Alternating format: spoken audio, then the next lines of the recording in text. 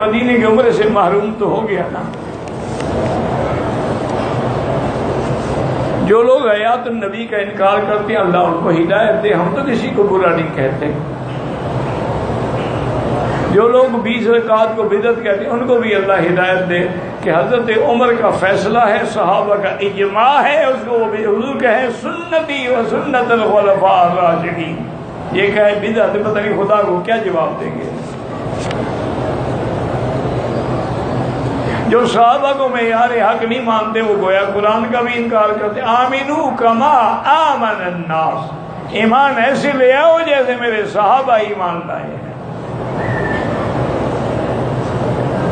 بارہ اللہ ہدایتی علمی مسئلے ہیں، تمہارا کام نہیں۔ جمعہ کی پہلی اذان کو بدعت کہتے ہیں، وہ بھی غلط کہتے ہیں۔ حضرت عثمان کا حکم ہے، عثمان خلیفہ راشد ہے اور خلیفہ راشد کا فرمان سنت ہوتا ہے، بدعت نہیں ہوتا۔